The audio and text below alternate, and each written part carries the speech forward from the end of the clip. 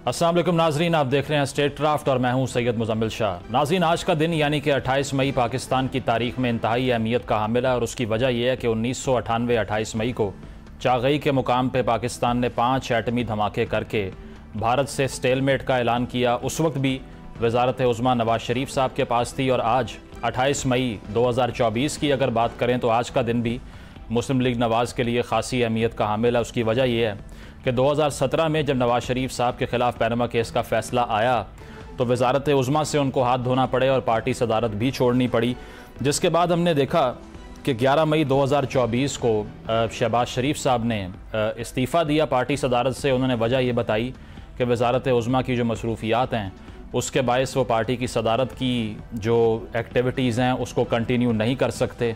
और आज के दिन मॉडल टाउन लाहौर में नवाज़ शरीफ साहब ने पार्टी की सदारत जो है वो तकरीबन 7 साल बाद दोबारा संभाली और इस मौके पर अपने कारकुनान से उन्होंने खिताब भी किया। पार्टी लीडर भी मौजूद थे, शहबाज शरीफ साहब भी थे, मरीम साहिबा भी मौजूद थीं। तो उनका कहना यही था कि साकिब निसार साहब ने मुझ पर ताहयात पाबंदी लगाने की कोशिश की लेकिन मेरे कारकुनान मुझे वापस ले आए।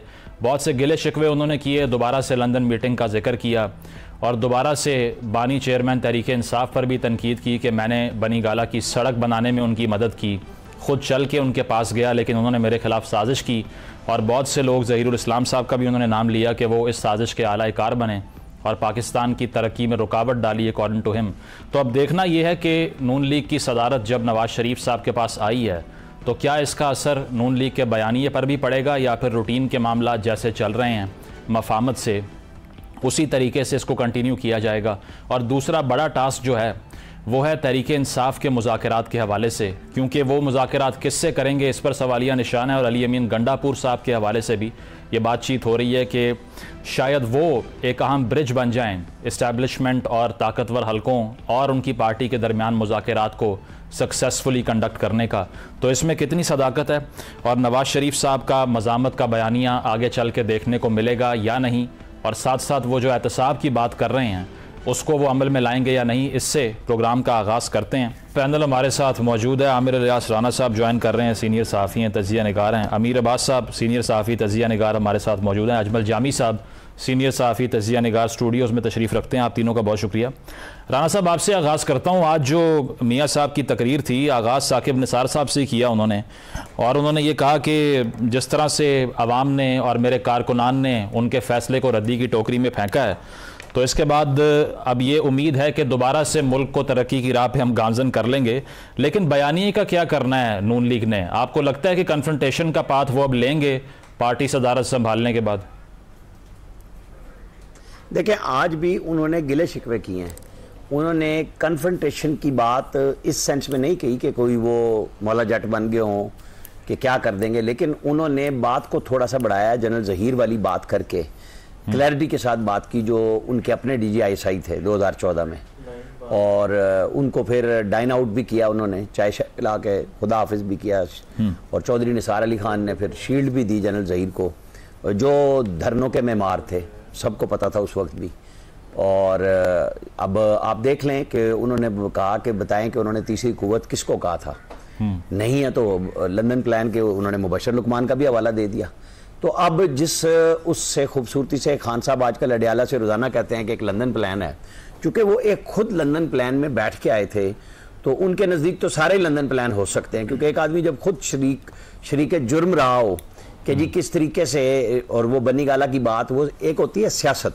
नवाज शरीफ की वो बात थी कि सियासत में लोगों को रास्ता दिया जाता है कि चलें जी आप नाराज़ हैं, आपका प्रेशर है, आप गुस्से में हैं, आप समझ रहे थे कि आपको KP नहीं बल्कि पाकिस्तान में हुकूमत मिलनी चाहिए थी, तो उन्होंने एक जाके अश्कशोई वाली बात की थी और फिर धरने दिए। तो अब जो लोग बात कर रहे हैं ना कि जी खान साहब के साथ जाके बात कर लें, तो लोगों की यही वो वजह है कि खान साहब ने अपने आप को बहुत सारे लोगों से दूर कर लिया है और वो वहां जा रहे हैं जहां पे वो सिर्फ गालियां दिया करते थे, नाम रखा करते थे मौलाना फजलुर रहमान के, और अब अपनी पूरी पार्टी को उनके दर पे पहुंचाया हुआ है और बार बार पहुंचा रहे हैं कि किसी तरीके से तहरीक मुनज़्ज़म हो। ये दावे सोशल मीडिया पे वोट 8 फरवरी का बिल्कुल ठीक है, लेकिन ज़िमनी इलेक्शन में तो उनका वोटर साइड पे चला गया ना। तो अब उन्होंने चैलेंज नया अपनी पार्टी को दिया और अपने लिए दिया है कि वो कह रहे हैं कि जी बिल्कुल हम बजट पास नहीं होने देंगे। और उनके वजीर आला SIFC में बैठ के कहते हैं कि जी मुझे पता है फिजिकल स्पेस नहीं है फेडरल गवर्नमेंट के पास, आप मुझे रास्ता दें, मैं आपको दूंगा। तो ये तो बकाए बामी के असूल के तहत है जो कि सूबे और मरकज में होनी चाहिए। तो ऐसे में नवाज शरीफ ने कोई, मैं नहीं समझता कि इतनी बुरी बात कर दी होगी कि जी वो कोई जारहाना सियासत, मतलब शिकायत आप कह रहे हैं वो कर रहे हैं, जिम्मेदारी डाली है शहबाज शरीफ, जिम्मेदारी डाली है मरियम नवाज और शहबाज शरीफ के ऊपर कि भाई टर्न अराउंड करें, अब आप कि मिला है मौका, काम करें, खिदमत करें लोगों की। ठीक है जामी साहब, ये जो आज की तकरीर थी, एक तो मुझे वो दावे याद आ रहे हैं जो शेख रशीद साहब बारहा किया करते थे कि शीन निकल जाएगा नून से, और दोनों में फूट डल चुकी है, ये दो पार्टियां बन चुकी हैं। आज तो शहबाज शरीफ साहब की तारीफों के पुल बांध दिए मियाँ साहब ने, तो वो थीसिस तो फ्लॉप हो गया। नहीं, obviously that is because of a fact. ये तो बात दुरुस्त है कि ये मियाँ साहब ने तो बड़े दबे लफ्जों में नाम लिया, हमें अच्छी तरह याद है। ये बाजवा साहब के दौर में कहा जाता था, 2018 का इलेक्शन जब हुआ था, सही, तो उस हंगाम में कहा जा रहा था कि अगर आप ये छोड़ दें तो आपको वज़ीर आज़म के लिए बड़े आइडियल हैं, और पिंडी में उनकी बड़ी कबूलियत थी उस दौर में भी, हर दौर में रही है। तो ये तो मैटर ऑफ फैक्ट है जो सामने वो रख रहे हैं। लेकिन बात यह है कि मियाँ नवाज शरीफ साहब ने क्या आज को नया बयानिया दिया पार्टी को सदर बनने के बाद? क्या मियाँ नवाज शरीफ साहब ने आगे बढ़ने का नुस्खा दिया? इन दोनों के जवाब मुझे नहीं मिल रहे। एटलीस्ट जो मेरी नाकिस अकल है उसके अंदर तो वो जज़ब नहीं हो पा रहा जो उन्होंने गुफ्तगू फरमाई आज। एक सिंपैथी का जो नहीं, माजी में मुसलसल माजी में मुसलसल वो माजी में है, उस माजी भी वो जो सिलेक्टिव है, क्योंकि उस माजी में वो PDM का जो 16-18 माह है उसका जिक्र नहीं करते।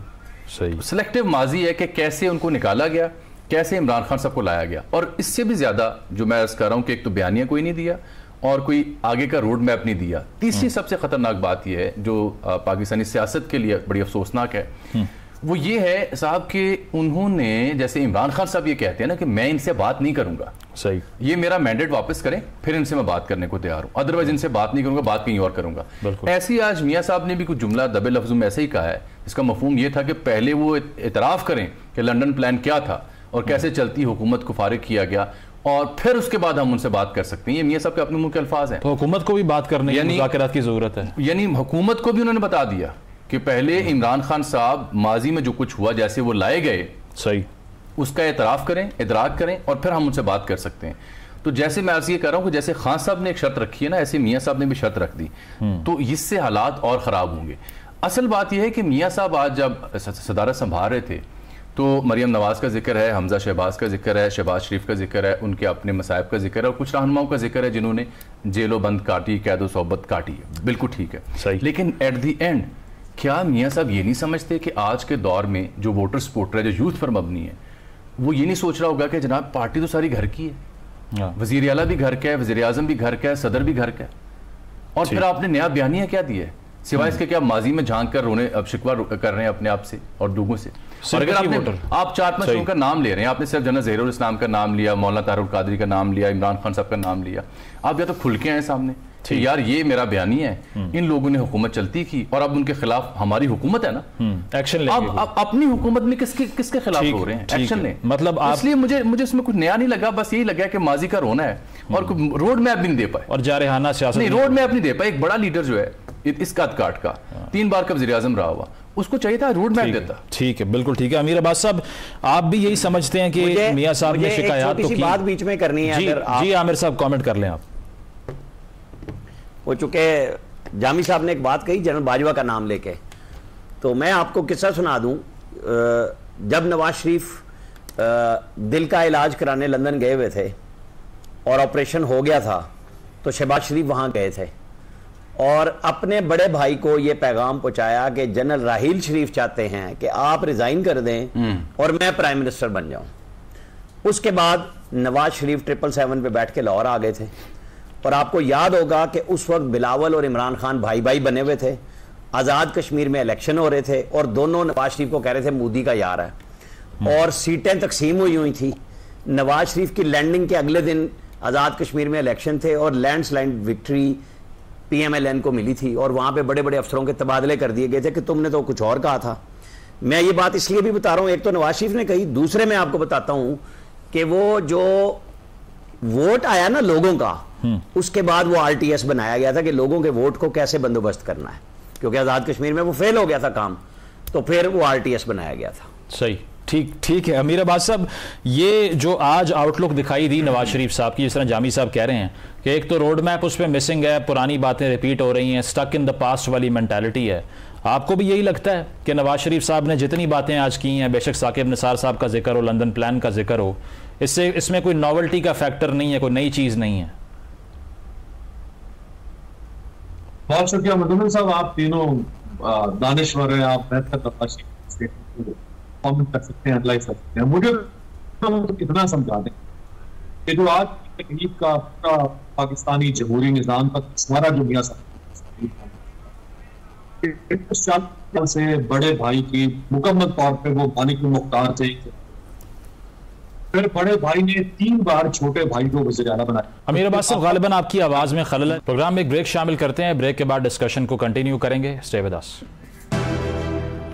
वेलकम बैक नाज़रीन, गुफ्तगू को आगे बढ़ाते हैं। आमिर साहब, आपसे इस बारे में कमेंट चाहूंगा कि ये जो नेपोटिज्म वाला आंसर है, जामी साहब ने भी बात की, अमीर अब्बास साहब भी बात कर रहे हैं, ये तो बहुत बैड ऑप्टिक्स है ना, ये तो आप तस्लीम करते हैं? क्योंकि आज की पॉलिटिक्स में सवाल तो ये वोटर करता है कि अगर सारी ताकत फैमिली के अंदर ही रखनी है तो फिर आप जमहूरी पार्टी होने का दावा नहीं कर सकते एटलीस्ट। हाँ, ये बिल्कुल दुरुस्त बात है, इसमें कोई गलत बात नहीं है कि फैमिली पॉलिटिक्स भी है और फैमिली के लोग छाए हुए हैं, और हमारे यहाँ यही जमहूरियत चलती है। पीपल्स पार्टी को आप देख लें, वहाँ पे भी यही कुछ है और PMLN में भी यही है, और इनके वोटर को भी कोई मसला नहीं होता। हम असल में वो वाज पे आ जाते हैं, इखलाकी जमहूरियत पे, कानूनी जमहूरियत पे।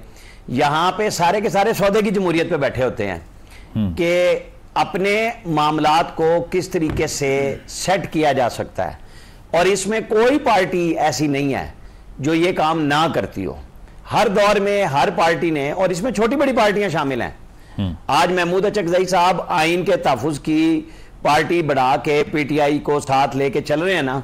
जब नवाज शरीफ के साथ थे तो उन्होंने भी अपने भाई को गवर्नर बनवा लिया था, भतीजों को वजीर बनवा लिया था। मतलब मैं ये जमहूरियत की मिसालें दे रहा हूँ, ये बिल्कुल जस्टिफाई कर रहा हूँ, यही मैं आ रहा हूँ इसी तरफ। जी मौलाना यही PTI में भी है, और सैफुल्लाह नियाजी भी इमरान खान के ही अजीज थे जो सेक्रेटरी जनरल बने थे PTI के, अभी भी काफी अजीज हैं। लेकिन अगर इसको असूली तौर पे देखा जाए तो ये दुरुस्त बात है, लेकिन चूंकि हमारे यहाँ जमहूरियत ही ऐसी है और लोग भी उसको एक्सेप्ट करते हैं, तो ये इतना बड़ा क्वेश्चन बन नहीं जाता कि हम कह दें कि जी बस पता नहीं क्या है, हमारा गुस्सा इस पे उतरता है। कोई ऐसा इशू नहीं है ये। लेकिन राणा साहब ये भी कह चुके हैं कि अगर समधी ना भी होते इसहाकडार साहब, तब भी उनको ही डिप्टी वजीर आजम बनना था बिकॉज ऑफ हिज टैलेंट्स। नहीं, मैं समझने से कासिम कौन सा, मैं आपको बताऊं, ये तो वो बताएं कौन से जौहर उन्होंने खिलाए हैं PDM सरकार के दौर में, उससे पहले। बिल्कुल आमिर साहब, आमिर साहब आप बता दें जामी साहब को कि क्या टैलेंट है उनमें। नहीं, जामी साहब बात कर ले, कोई इशू नहीं है। नहीं, आप कंटिन्यू कीजिए। मैं समझा था कि मुझसे पूछा है तो मैं इसलिए बोल पड़ा था। जी, मेरा सवाल आपसे यही था कि वो कह रहे हैं कि अगर फैमिली रिलेशन ना भी होता तब भी ओहदे ऐसे डिस्ट्रीब्यूट होते परफॉर्मेंस की वजह से। असल में ना, आज चूंकि यौम तकवीर है तो आप जहन में रखें कि इस दिन पहली दफा वजारत खजाना इनको देने का फैसला हुआ था, क्योंकि मरहूम सरताज अजीज और उनके साथ स्टेट बैंक के गवर्नर दोनों घबराए हुए थे सैंक्शन से, और स्टेट बैंक के गवर्नर ने नवाज शरीफ से कहा जी हमारे पास तो ओरिजिनली वो डॉलर ही नहीं है जो हमने शो किया। उन्होंने कहा तो, और मैं रिजाइन करता हूं। उन्होंने कहा नहीं, तुम्हें तो फिर डी चौक पे हैंग करना चाहिए, तुम्हारा काम है फिस्कल पॉलिसी को ठीक रखना, तुम अब मुझे बता रहे हो कि पैसे किधर गए हैं। तो डार साहब कोई पैदाइशी वजीर खजाना नहीं थे, सही, और रिश्ता भी बाद में हुआ, ये पहले नहीं हो गया। अलबत्ता खारजा अमूर पे बड़ी गहरी उनकी गिरफ्त थी, खारजा अमूर पे उनकी बड़ी गहरी गिरफ्त थी, और दुनिया उनकी खारजा अमूर की जो सलाहियतें उनकी बड़ी मोतरफ थी, इसलिए रियासत पाकिस्तान को अगर गोरे नायाब मिला तो वो इसहाक डार मिला। मैं आपको बताता हूं, मैं आपके मुरब्बीन का भी बताता हूं, सारों का बताता हूं, आप परेशान ना हो। इस मुल्क में शाह महमूद कुरैशी पहली दफा minister of state for agriculture research Benazir Bhutto के दौर में बने थे, और फिर आपने और हमने उन्होंने फॉरेन मिनिस्ट्री का बिल्कुल संभाल लिया। यहाँ इसी तरह ही लोग आते हैं, ऐसा ही होता है। आप और उसकी वजह ना, दिल ना करे कि हमने एक वजह तैयार किया, उसकी एक वजह सर आपके थीसिस से मैं टोटल एग्री करता हूं। आप तारीख में ले जाते हैं, मैं हाल की मिसाल देता हूं, आपके थीसिस से, आप हमारे उस्ताद भी हैं, मैं टोटली एग्री करता हूं। वजह यह है, जो हल्की सी बात बीच में छिड़ी और फिर रह गई, वजह यह है कि हमारे यहाँ जो मौरूसियत है ना, वो दुनिया भर से बहुत मुख्तलिफ है। अच्छा, वो कैसे? पूरी दुनिया में सबसे ज्यादा जो मौरूसियत है पॉलिटिक्स में, फिलिपीन में 62% उनकी टोटल पॉलिटिक्स का जो है वो मौरूसियत पे मबनी है। सही। ये आलमी इदारे बताते हैं। Pakistan stands eight number 2 with 52%। Pakistan में कोई 550 या 500 के आसपास खानदान है जो 52 को बनाते हैं। अयूब के दौर से जो जी 52% को बनाते हैं। सही। चाहे उसमें आमिर साहब की मिसालें हो या मेरी मिसालें हो। इसलिए हमारे यहाँ की जो मौरूसियत है वो लीथल है। क्योंकि इंडिया में कितनी है? 29। कनाडा अमेरिका में कितनी होगी? 6%, 3%, 4%। बुश फैमिली आ जाएगी, 2-4 फैमिली और ढूंढ लेंगे, या सेनेटर्स कुछ होंगे जिनके बच्चे सच्चे होंगे। लेकिन उनका रैशनल ये है कि वोट मिल रहा है। एग्जैक्टली। यहाँ हमारे यहाँ वोट मिले ना मिले, इंतजाम और बंदोबस्त और कुर्सी और सदारत पार्टी की पहले से मिल चुकी होती। ठीक है अमीर अब्बास साहब, ये आप एएनपी का हाल देख लें। बिल्कुल बिल्कुल, एएनपी की पॉलिटिक्स काफी सफर की इस वजह से।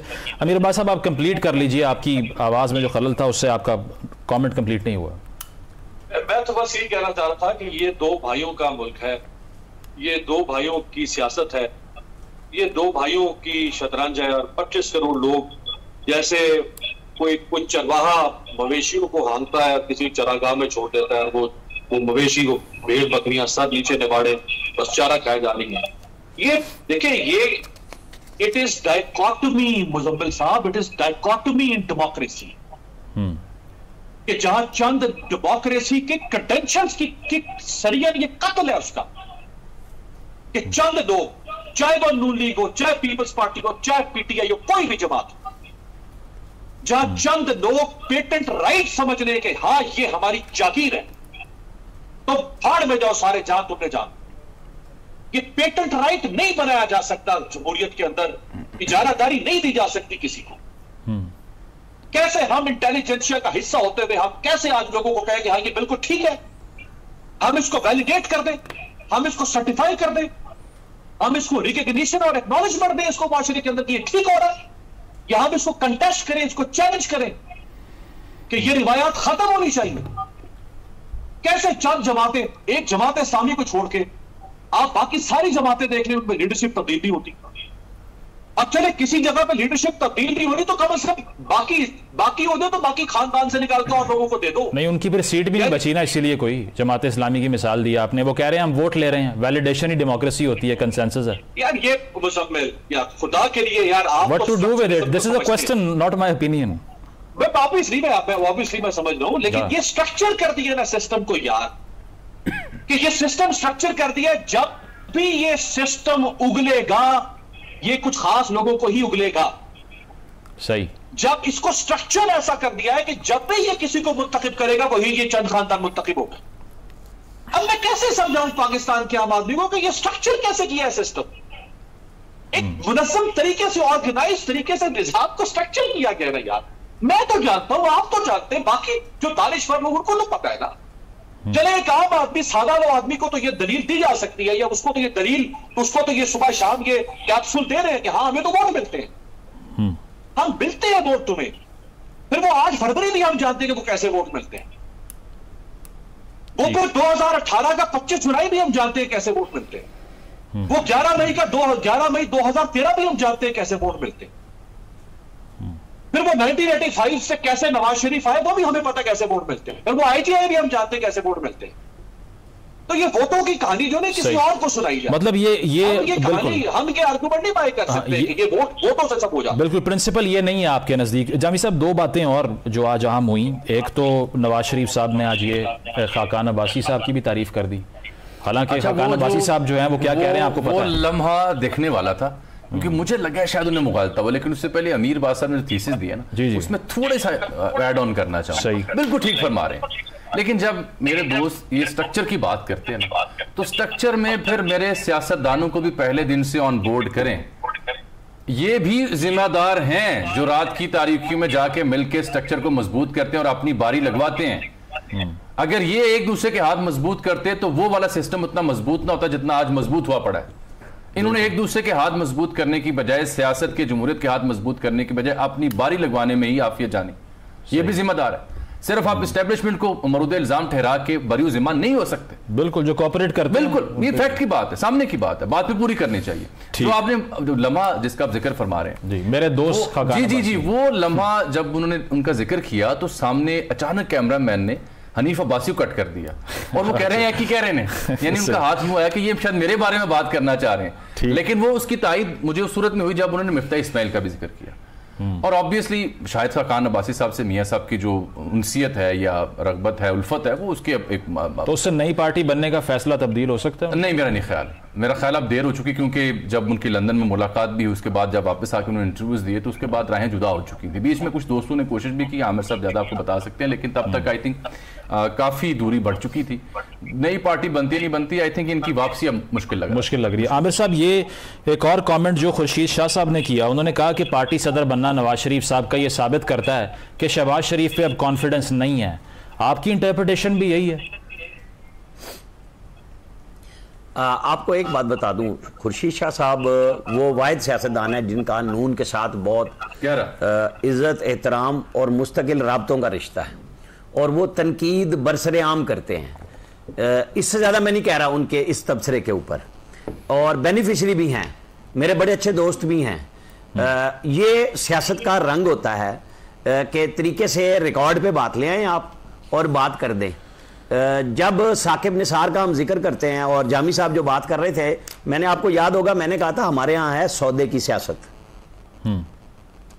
तो इस तरफ ला के आपको बताऊं कि अगर बेनज़ीर भुट्टो मरूमा और नवाज शरीफ ने मिसाक जमहूरियत कर लिया तो उसके बाद फौरन हमारे दोस्त फटाफट काला कोर्ट ले आएंगे, सुप्रीम कोर्ट पहुंच जाएंगे, लेकिन और वो महल भी याद आ जाएंगे, मुशर्रफ के साथ कौन मिल रहा था, फलाने से कौन मिल रहा था।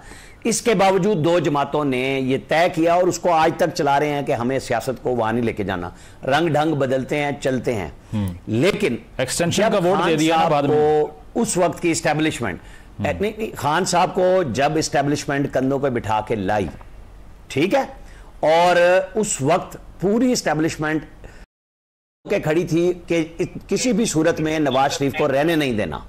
आज ट्वीट्स आ रहे हैं ना कि जी मैं सच और हक पे होता हूं, मैसेज पहुंचा रहे थे कि रिजाइन कर दें, और नवाज शरीफ ने कहा था डार साहब को कि तुसी सो जाओ आराम नाल, सवेरे देखेंगे, और वो फिर 30 अगस्त को सारी चढ़ाइयां जीरो हो गई, और सिर्फ ASP 2 थे इस्लामाबाद पुलिस के जिन्होंने वो कत्लो गारत का प्लान भी जीरो कर दिया, जिन्होंने आंसू गैस के शेल अपने कंधों पे चला दिए थे, जिनका IG भी छुट्टी लेके भाग गया था और SSP भी भाग गया था। ये हालत थी उस वक्त दबाव की और प्रेशर की। खुल के बात करें कि उस वक्त क्या हो रहा था। इसके बाद उस वक्त खुर्शीद शाह अपोजिशन लीडर थे, तमाम अपोजिशन नवाज शरीफ के साथ बैठी थी। जब ये नाकाम हुए तो 2016 में पनामा के साथ नए सिरे से आए, और उस वक्त के आर्मी चीफ यानी जनरल राहिल शरीफ वो एक्सटेंशन मांग रहे थे और कह रहे थे पनामा और डॉन लीक्स में दोनों ठीक कर दूंगा। एक्सटेंशन नहीं दी। आपको बाजवा का जवाब दे रहा हूं कि जी क्या हुआ, जब इमरान खान ने अगस्त 2022 में बाजवा साहब को एक्सटेंशन दी, किसी ने नहीं छेड़ी। वो एक्सटेंशन एक एग्जीक्यूटिव ऑर्डर था, उसको छेड़ा किसने? वो जो मुझे और आपको खलील जिब्रान के फलसफे नहीं बेच गए सुप्रीम कोर्ट के चीफ जस्टिस रिटायर्ड खोसा साहब, जो अपने पास 5 से 6 केस फालतू नहीं लेते थे। ये थी हमारी औकात टैक्स पेयर की कि हम चीफ जस्टिस बनाएंगे तो आप 5 से ज्यादा केस नहीं सुनेंगे। और वो खलील जिब्रान के किस्से लिखते थे नंबर 2 जज होके, और कहते थे कि ये मैंने इसलिए छेड़ा कि मुझे ऐवान सदर का कहा गया था। आपको याद होगा कि नवाज शरीफ के पास लोग गए थे जेल में, फखर इमाम ने PTI के रुकन के तौर पे जजों की उम्र बढ़ाने का बिल पेश किया था जो रिजेक्ट हुआ। ये गुस्सा उसका था। उसके बाद कुछ लोग कहते हैं कि जी चूंकि नवाज शरीफ को लंदन भिजवा दिया गया था, लंदन तो भाई भेजने से पहले नोटिफिकेशन हो चुका हुआ था। आप चेक कर लेना डेट्स आने जाने की। ये फड्डे तो नवंबर में जाके शुरू हुए थे।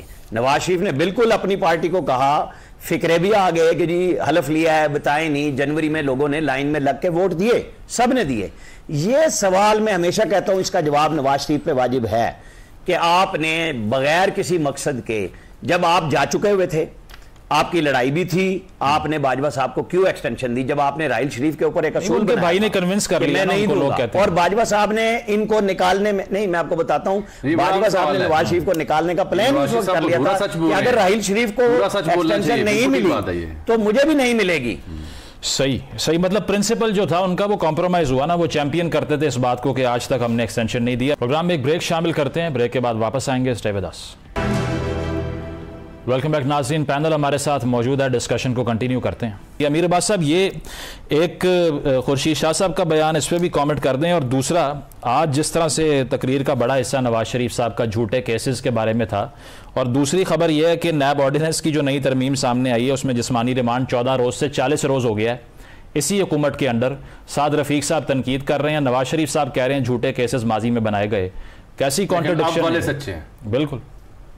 देखिए, अगर आज की तकरीर में नवाज शरीफ ये ऐलान कर देते कि मैं अपने भाई जो मेरे साथ बैठा है पाकिस्तान के वज़ीर आज़म, मैं इसको ये कह रहा हूं बतौर पार्टी सदर कि 2018 के इलेक्शन में जो धांधली हुई, मेरे खिलाफ मुझे हराया गया और इमरान खान को जिताया गया, इसके ऊपर जुडिशल कमीशन बनाए। अगर आज नवाज शरीफ ये बात कर देते कि मेरे खिलाफ पैनमा के केस में जो फैसले दिलवाए गए उनके ऊपर एक कमीशन बनाए, अगर आज ये कह देते नवाज शरीफ अपने भाई को कि मेरे साथ पैनमा की एहतसाब अदालत से लेकर और सुप्रीम कोर्ट के उन 5 जजों तक ने क्या किया, सुपर जुडिशल कमीशन बनाए, तो मैं कहता कि नवाज शरीफ एक बदला हुआ नवाज शरीफ सच बोल रहा है। जब नवाज शरीफ पाकिस्तान आने से पहले फौज की गर्दन पे नाखून रख के और कह के मैं छोड़ूंगा नहीं तुम कमर जवेद बाजवा, फयाज हमीद तुम छड़ांगे नहीं, और फिर आखिरी दम तक 21 अक्टूबर वापसी से पहले जहां से भागे भाई गए तो बड़े भाई इसको समझाया कि भाई क्या कर रहे हैं, खुदा के लिए सारा इक़्तिदार सारी की कराई मेहनत पर चौपट पानी फेर रहे हैं। और फिर मियां साहब उसके बाद से लेके आज तक दोबारा ना जनरल बाजवा का नाम ले ना किसी और का नाम ले, तो मैं कैसे मान लूं कि यार ये तो बहुत आइडियोलॉग किस्म का इंसान बात कर रहा है। नहीं, वो जुडिशल कमीशन का मुतालिबा कैसे करें? उन्होंने पहला गिला ही अदलिया से किया, साकिब निसार साहब का नाम लिया। तो जुडिशल कमीशन तो भाई चले, आप कोई और कमीशन, अभी भी कमीशन बना ना एक ये फैजाबाद धरने के ऊपर, उसमें जजेस तो नहीं थे, उसमें तो रिटायर्ड आईजी। अमीर साहब इस बात को और सादा कर देना, भाई सरकार इस वक्त पाकिस्तान मुस्लिम लीग नून की है, वजीर आजम उनके अपने हैं मियां शहबाज शरीफ साहब, वजीर आला भी उनकी अपनी है, कोalition में उनके साथ पीपल्स पार्टी आईनी ओहदे पर बैठी हुई, वो भी माजी के मामलात को जिक्र करते हैं, उनके साथ क्या ज्यादती हुई, भुट्टो केस में तो उन्हें अब रिलीफ मिला। तो इससे अच्छा मौका क्या होगा इस सब के लिए? बिस्मिल्लाह कर दें। और अगर 2014 की बात करती है मुक्तदरा तो वहां से शुरू कर लें, और ये नैबज़दा 2014 से शुरू कर लें, 18 आ जाएगा, फिर 24 बीच में रखें, बिल्कुल। फिर आप तीनों को क्लब इन करें ताकि इमरान खान साहब को भी पैगाम मिले कि जनाब उनकी शिकायत के ऊपर भी कमीशन बैठ रहा है, 18 के ऊपर भी बैठ रहा है, और 14 में जो कुछ हो रहा था उसके ऊपर बैठ रहा है। और दिलचस्प बात यह ना कि जब 14 की बात की गई थी तो जेल बैठे शख्स ने कहा था बिस्मिल्लाह नहीं, लेकिन TOR 2024 को कोई धांधली नहीं हुई। 8 फरवरी 2024 का हम सवाल ही नहीं करते, हम कहते हैं आप जेन्युइनली जीते हुए हैं, छोड़ दें 8 फरवरी 2024 को। इमरान खान झूठ बोल रहा है, गलत बयानी कर रहा है कि वो जीता हुआ है, आप हारे। हम मानते हैं कि आप जीते हैं, इमरान खान हारा है, आप खुश। अब आए 2018 पे, आप हुकूमत में है ना, जब भी आप लोगों के टॉक शोज में आके नून लीग वाले ये 2018 का कार्ड खेलने की कोशिश करते हैं 2024 के जवाब में, तो हम क्यों नहीं उनसे सवाल करते कि भाई आप हुकूमत में खोले 2018 के हल्के, करें इमरान खान का एहतसाब, बुलाए कमर जावेद बाजवा और फैज हमीद को, कैसे इन्होंने 25 जुलाई को धांधली की, कैसे इन्होंने आरटीएस सिस्टम बिठाया। ये क्या बात हुई कि आप आके जो है वो पर जल देने कोई और गल करो, आप पॉलिटिकल पॉइंट स्कोरिंग करें, आप पावर में आने के बाद आप बिल्कुल फ्लैट हो जाए, ऑपोजिशन में हो तो आप इनकलाबी बन जाए। ये मुनाफिकत, ये हिपोक्रेसी, सही मतलब सीरियसनेस आप कह रहे हैं सीरियसनेस नहीं है उनकी कन्विक्शन में। जामी साहब ये आखिरी चीज है, सीरियसनेस को बड़ा अच्छा लफ्ज़ इस्तेमाल किया, हिपोक्रेसी है। ठीक है और जाने में चांस ऐसा सिलेक्टिव नहीं हो सकता मसला। जामी साहब ये आप मुझे ये बताइए कि अब मुज़ाकरात की जो बात हो रही है, गंडापुर साहब के बारे में हमने ये सुना कि उनको लगाया जाना ही एंटी एस्टैब्लिशमेंट ऑप्टिक्स था, अब लोग कह रहे हैं कि बात ही वो करेंगे एस्टैब्लिशमेंट से, ये कैसे पॉसिबल हो गया? मेरा ख्याल है जब भी बातचीत होगी बराह रास्त होगी, क्योंकि इस वक्त की जो मुक्तदर है उसके पास आप माजी देखें ना, पीटीआई के किस जगह से होगी? मैं बयान करता हूँ आपसे, अपनी ज़ाती राय भी देता हूँ, मालूमात भी देता हूँ। माजी में क्या हुआ करता था, जो रिटायर्ड हजरात हुआ करते थे ना, उनमें से कुछ की बड़ी रेलिवेंस हुआ करती थी, सही हमेशा हुआ करती थी। ये वाहिद दौर है जब रिटायर्ड हजरात की कोई रेलिवेंस नहीं रही, बल्कि जिन रिटायर्ड हजरात ने अपने तय कोशिश की उनको कोई ग्रीन सिग्नल नहीं मिला। मुसद्दका बात करो, आमिर साहब उसकी तस्दीक कर सकते हैं, मेरा इशारा लोधी साहब से जाने का। सही उनको यानी कुछ सियासतदानों की तायद हिमायत जरूर थी, पीटीआई कुछ हल्कों की हिमायत जरूर थी, कुछ दानिशवरों की राय थी कि अच्छा काम कर रहे हैं, लेकिन पिंडी इस्लामाबाद से उनको कोई ग्रीन सिग्नल नहीं मिला, जिससे साबित होता है कि जब भी बातचीत होगी वो बराह रास्त होगी। अली मीन गंडापुर साहब could be a factor, but यहाँ से पानी नहीं निकलेगा, चश्मा नहीं फूटेगा, ये लिख लें आप बात। मसला ये है कि जब से मेरे सियासतदानों ने, चाहे नवाज शरीफ साहब का बयान हो या इमरान खान साहब का बयान हो, दोनों जो बयान दे रहे हैं ना, और जो तीसरा बयान भी हमने सुन रही है कि हुकूमत बैठी उनसे बात कर लें, इससे आप डेड एंड की जानिब जा रहे हैं। अच्छा। क्या ही अच्छा होता जो मुस्तफा कमाल ने बात की थी ना, उसको थोड़ा माइल्ड कर लेते आप, कि 3-4 दफा का जो वज़ीर आज़म है, पीपल्स पार्टी जो इक़्तिदार में रही है, जरदारी साहब जो मुफाहमत के बादशाह जाने जाते हैं, they are in government, it's job of the government to initiate.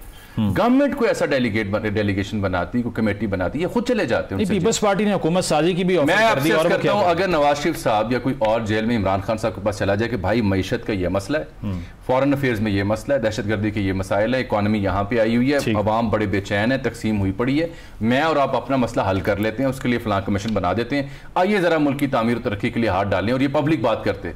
और इमरान खान अगर ना करता तो इमरान खान की सियासत डूब जाती। ठीक राना साहब, ये सबसे बड़ा ठीक है राना साहब, ये आप मुझे बताइए गंडापुर साहब के हवाले से एक तो, और दूसरा डेड एंड का नाम जो जामी साहब ने लिया है, उसके बाद वही होगा जो नजम सेठी साहब कह रहे हैं? उसके भी चांस नहीं है। देखें, नजम सेठी की बात को छोड़ दें, हमारे भाई अजमल जामी ने जो की, और बात तो खतरनाक है ना उनकी, किसी के जज्बात से तो किसी के जज्बात से तो नवाज शरीफ ने अपनी पॉलिसी नहीं बनानी कि आज वो ये कर देते वो कर देते। उन्होंने अपने हकायक के ऊपर चलना है और सियासत करनी है, और करते आ रहे हैं। यहाँ मेरा गुस्सा हो, हमारे भाई अजमल जामी कितनी मासूमाना ख्वाहिश जाहिर किया है कि नवाज शरीफ या जरदारी साहब या हुकूमत मिलके एक डेलीगेशन इमरान खान साहब के पास भेजे। तो सर पहले भी तो गए थे ना बनी गाला, तब भी गए थे ना, सड़क बना के आए थे, सड़क बनाई थी, उसका जिक्र कर रहे थे। मैं नहीं कर रहा, नवाज शरीफ कर रहे हैं। राना साहब मुझे बात जी प्लीज मुझे बात कर लेने दें। आपके बनी गाला की तसल्ली में पहले भी कहूं, दोबारा भी कर दूंगा। मैं ये कह रहा हूं कि जो ख्वाहिश है ना दिल की आपकी, वो नहीं हो सकती इस तरह पूरी के जज्बात से हो, या आप मासूमाना ख्वाहिश जाहिर करें कि जी डेलीगेशन इमरान खान के पास। मैं कहता हूं जी एस्टैब्लिशमेंट के गोडे लगवाना चाहते हैं ना, लगवा के देख लें। आपने चैलेंज दिया है कि हम बजट पास नहीं होने देंगे, आप करवा के देख लें कि आप बजट पास नहीं होने देंगे, तो बात खत्म, आप जीत गए, इनकलाब आ गया। ये गंडापुर साहब मीटिंग में बैठ के, मैं उसके हामी हूं जो उन्होंने गुफ्तगू किया SIFC में, उन्होंने कहा जी मुझे भी रास्ता दें, खुद भी रास्ता लें। उन्होंने कोई ऐसी बात नहीं की जो वो बाहर कर रहे थे, और उनकी कोई आर्मी चीफ के साथ ये डायरेक्ट कन्वर्सेशन इस तरह नहीं हुई जिस तरह उन्होंने पोर्ट्रे किया। वो चुप हो गए, वो सवाल जवाब था उसी मीटिंग के अंदर, कोई अलग मीटिंग नहीं हुई। सबको पता है कि हमारा कितना बड़ा कैनवस है। खान साहब जेल में हैं, वो तड़ी लगा रहे हैं, वो कहते हैं आर्मी चीफ और DGSI ही मुझ पे, मेरी फैमिली पे जिम्मेदार हैं। उस पे भी केस आ रहा है, नहीं आ रहा, वो पता चल जाएगा। कोई बातचीत अभी नहीं होने जा रही, क्योंकि अब जो वो कर रहे हैं ना, जो उनके एक्स अकाउंट से हो रही है, और वो जो फौज पे हमले मुसलसल हो रहे हैं, ये बहुत मासूमाना बात है कि जनाब भेज दें। यही बात बनी गाला में नवाज शरीफ सोच के गए थे।